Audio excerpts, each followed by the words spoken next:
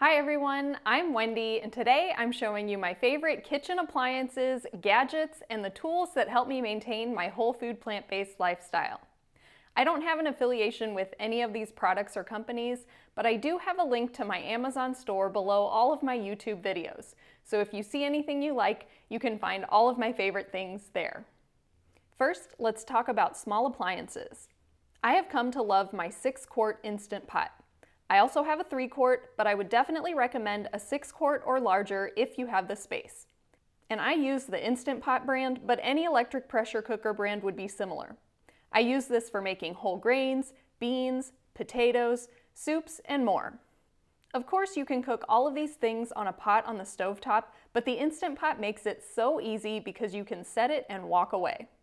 When you cook things on the stovetop, you have to babysit it a little more, so you have to check it periodically and stir things, and I'm notorious for walking away because I'm trying to do too many things, and whatever I'm cooking on the stovetop will boil over.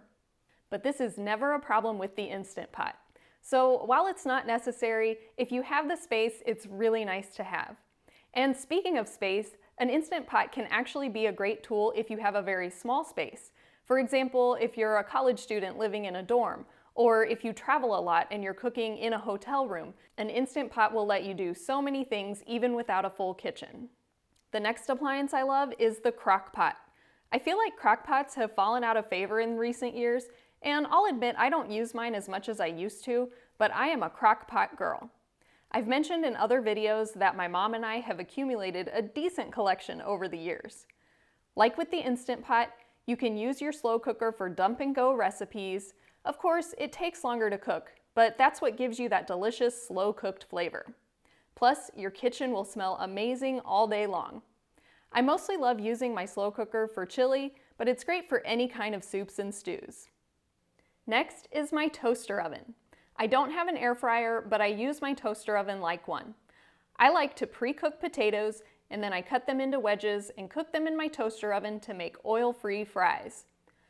The toaster oven is also great for warming up things like my baked oatmeal, and you can make some amazing salt-free and oil-free tortilla chips. Next up, I recommend having a good blender. If you have the funds for a high-speed blender, I do think it's worth the investment. I have a Vitamix and I use it every day to make green smoothies, but it's also fantastic for making smooth and creamy sauces like my vegan cheesy sauce and soups like roasted tomato and red pepper soup. I also use my Vitamix to make oat flour out of rolled oats, and there are so many other things you can do with a high-speed blender, like making hot chocolate, plant-based milks, nice cream, and more. In addition to a high-speed blender, I also recommend some kind of smaller blender like a bullet. This is great for making smaller batches and also for grinding flax seeds or making vegan Parmesan. The last kitchen appliance I'll mention before moving on to cookware is a food processor.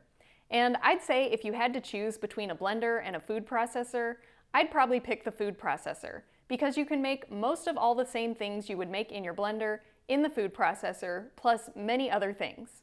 You wouldn't necessarily be able to make a smoothie, but there are so many other things that you can do in a food processor, such as making sauces, hummus and other bean dips, oat flour, and more.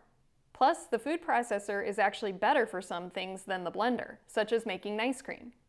Of course, using the food processor for any kind of sauce won't be as silky smooth as a blender, but it'll get the job done.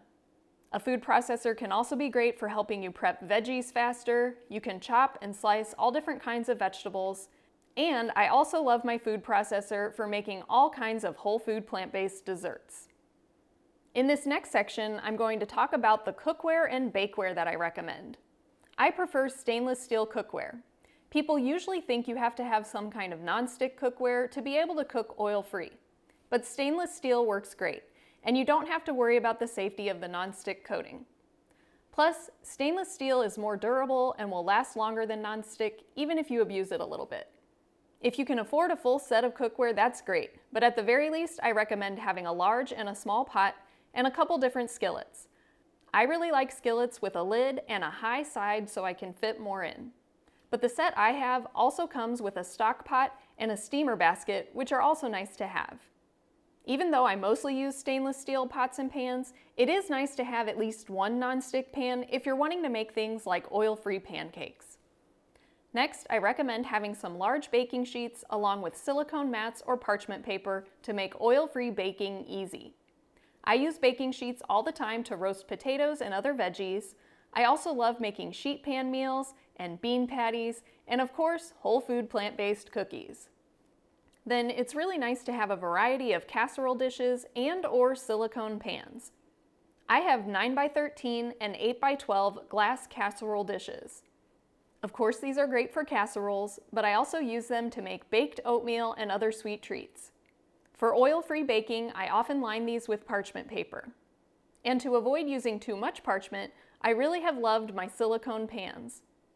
I have a bread pan, a brownie or cake pan, and a muffin pan. The muffin pan is fantastic for making corn muffins, eggless mini quiches or frittatas, mini lentil loaves, muffins or cupcakes, and more. All of these silicone pans are amazing. And a pro tip, when you're baking with silicone pans, you'll generally want to let whatever you've baked cool before you try to remove it. But once it's cool, everything pops out really easily. And finally, let's talk about my favorite tools and gadgets. Probably one of the most important things is a good knife and cutting board. I prefer wooden cutting boards, and you don't really have to have a fancy or expensive knife. In fact, the one that I like is actually relatively cheap. I think I got it from Walmart long ago. Of all my chef's knives, it's just the one that feels best in my hand. And having a knife that's comfortable is more important than having a specific chef's knife. You also want to make sure your knife is nice and sharp because a sharp knife is safer than a dull knife. Next, you'll want to have some cooking utensils. I like to have a variety of wooden spoons, and I love my set of silicone utensils. The ones I use most are this large spoon, spatula, and ladle. I do have a link for these in my Amazon store, and I absolutely love them. They have a metal interior for strength and the silicone exterior that's heat safe up to something like 650 degrees Fahrenheit. Metal utensils can also be great. I use this spoon and spatula most often. I also use various silicone spatulas in all different sizes and some other basic tools including tongs, a good whisk, and some slotted spoons. Then of course, every kitchen needs a can opener. Over the years, I've struggled to find a good can opener that lasted much more than a year or two, but I think I finally found one that I love. So far, this one has been going strong for about 3 years, and it still works as perfectly as it did on day one. I have a link for this one in my Amazon store as well. Next, I have a few tools that maybe are less common, but they come in handy. I love my lemon squeezer. Of course, there's different ways to juice citrus, but I really like these hand squeezers. I also love my microplane, and I definitely prefer the name brand microplane. I've tried other graters, but the microplane is my favorite. It works beautifully to zest citrus, to grate ginger or garlic, and for spices like nutmeg. I find other brands to be difficult to use because whatever I'm trying to grate will get stuck, whereas with the microplane, it's really smooth. Here I have some of my absolute favorite tools to keep in the kitchen, which is various sizes of cookie and ice cream scoops. I have some that are a tablespoon up to 4 tablespoons. Obviously, these are great for scooping cookie batter, but they're also great for perfectly portioning out bean patties, or easily filling a muffin pan, or making things like brownie bites or energy balls. Finally, I like to have kitchen scissors. Of course, you can use these for obvious things such as opening packages, but I love kitchen scissors for easily cutting green onions and other herbs. And you'd be surprised how often you might randomly use it for various recipes when you're trying to get creative in the kitchen. For example, you might cut up nori sheets for a sushi bowl, or cut up rice paper to make rice paper bacon. So while this tool isn't absolutely necessary, it is nice to have in your kitchen. So those are some of my top kitchen essentials. Of course, there are many other kitchen appliances and gadgets out there, but these are just the things that I use most. Let me know in the comments if I left out any of your favorite kitchen tools, and as always, thanks for watching, and I hope to see you next time.